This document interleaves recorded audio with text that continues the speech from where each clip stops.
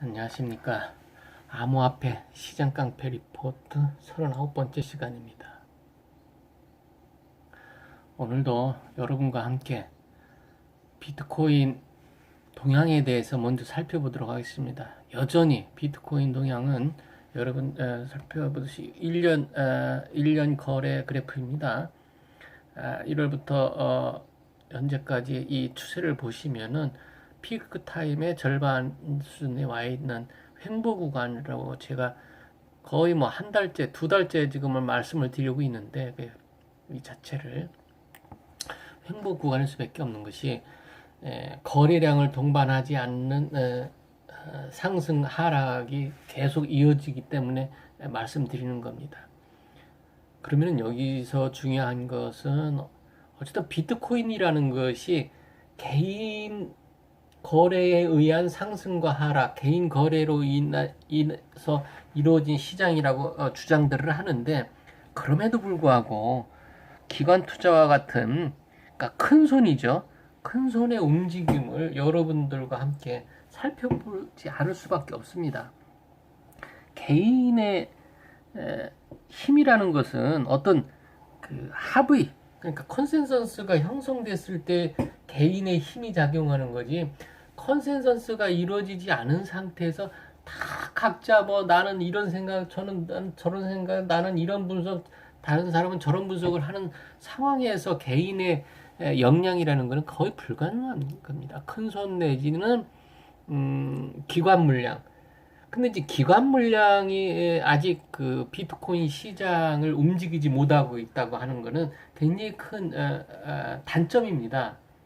왜 그러냐면은 주식 시장이 됐건 애완 시장이 됐건 선물 시장이 됐건 큰 손이 움직이고 나머지가 이제 개인 시장에 큰 손이 뭐 한 60% 이상 뭐 심지어는 70% 이상까지 선진국일수록 기관과 큰 손의 물량이 많은 겁니다.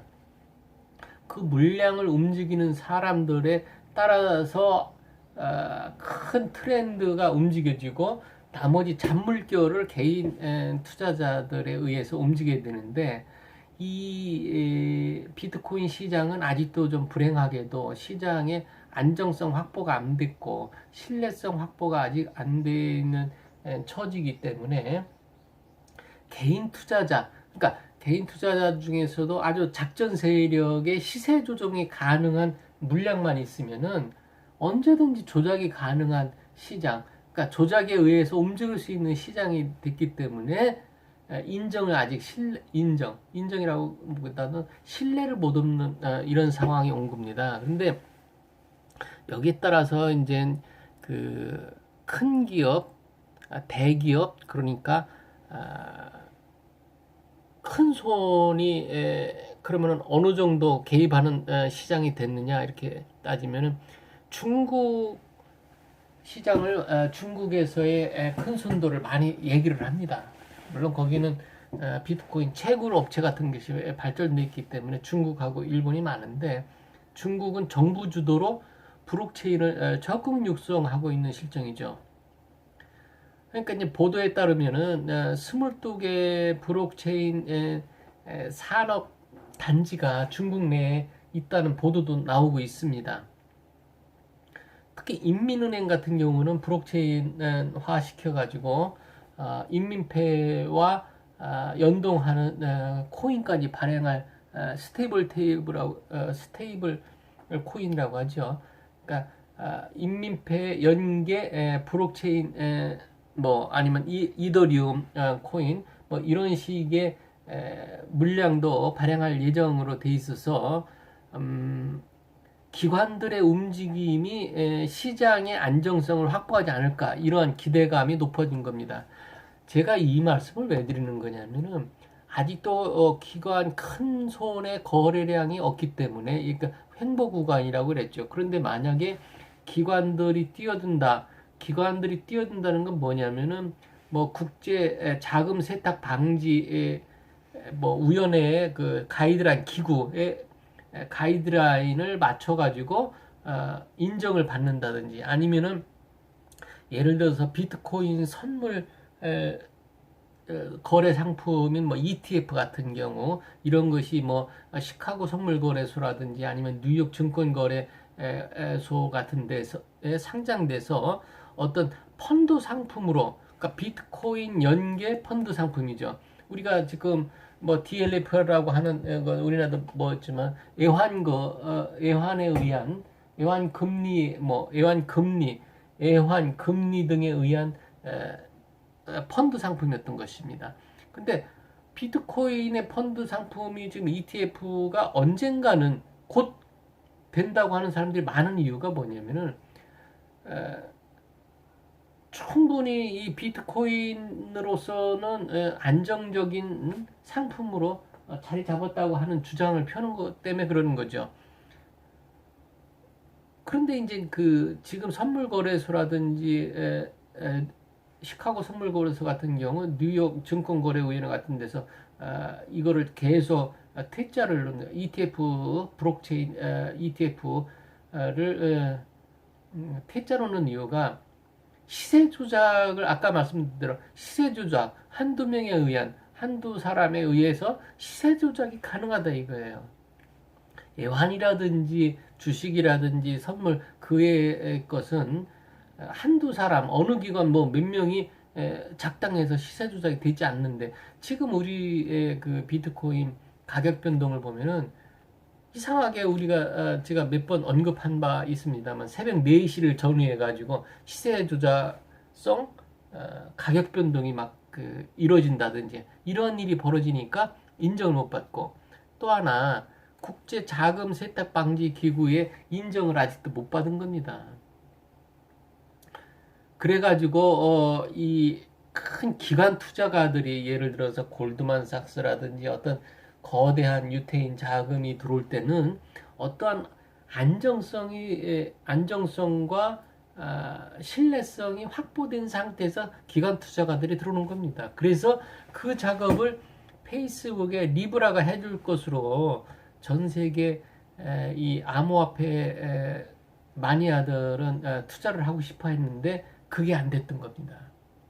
그렇게 보면은 아직도 시장에서 이 암호화폐 시장에 대한 안정성과 신뢰성이 확보가 안 된 것에 대해서 뼈저리게 느끼는 거고, 그렇지만 이것이 제가 누누이 말씀드립니다만은 하루아침에 이루어질 수 있는 것은 아니라고 말씀드렸습니다. 지금도 오늘도 암호화폐에 대한 신뢰와 관심이 쌓여가고 있는 중입니다. 여러분들은 어쨌든 지금 시점에서의 투자하라고 소리는 못 드립니다. 특히 비트코인에 대해서 투자하라 말라 못합니다. 제가 누누이 말씀드린, 제가 신호가 나오면 여러분들한테 지금은 들어가도 됩니다. 들어가도 된다는 건 상방향일 때 들어가라고 하겠죠. 하방향 선물이 없으니까 이거는 비트코인도 마찬가지. 오르는 거에만 어쨌든 배팅을 해야 되는 상황이 아닙니까? 그런 상황에서 아직 상승의 모멘텀이 보이지 않습니다. 또 하락의 모멘텀도 보이지는 않는 겁니다. 사실은 제가 기준은 뭐라고 했습니까? 제일 기준 거래량에 의한 모멘텀을 말씀드리는 겁니다. 여러분한테. 오늘도 변한 거 없습니다. 어제 오늘 똑같습니다. 내일은 어쩔지 모르겠습니다. 내일 어떻든 무슨 크된 모멘텀의 단초가 내일 잡힐지 거의 모르겠습니다. 아직 나오는 뭐가 안 했습니다. 자, 왜 그러냐면 전 세계 비트코인의 24시간 거래량을 보면은 175만 개, 175만 개 거래량 정도. 전 세계 시가총액은 1,790억, 1,800억 정도의 시가총액 규모. 물론 이 중에서 거의 70%가 비트코인이지만은, 자, 제가 매일 거래량을 말씀을 드리는 거는 170개 단위. 얼마 전에 폭락했을 때 190개 단위가 있습니다. 그거 가지고 20만 개 더 됐다고 해서 죄송합니다. 제가 지금 150만 개 아주 적을 때 거래량이 거의 없다. 이렇게 횡보 구간에서 막 150만 개 하루 거래량 비트코인 기준입니다. 150만 개, 170만 개. 이거는 거래가 있다고 보는 거예요. 통상적으로 내가 급해서 비트코인을 바꿀 수도 있고 비트코인을 살 수도 있고 그러면 잔전주라고 하죠. 잔전주 수준의 거래량입니다. 그러면은 제가 볼 때는 200만 비트코인은 큰 것까지는 판단을 합니다. 예를 들어서 갑자기 250만 비트코인 거래가 나왔다. 아니면 300만이다. 막 300만씩 거래량이 치면서 뭐 오른다. 아니 300만 더 중요한 건 300만 거래량이 있는데 보합이다. 이거는 엄청난 에너지가 있는 거죠. 그런 거를 여러분들한테 신호등을 알려드리겠습니다. 자, 오늘 또 암호화폐 시장 깡패 리포트 39번째 시간을 여기서 마치도록 하겠습니다. 화이팅!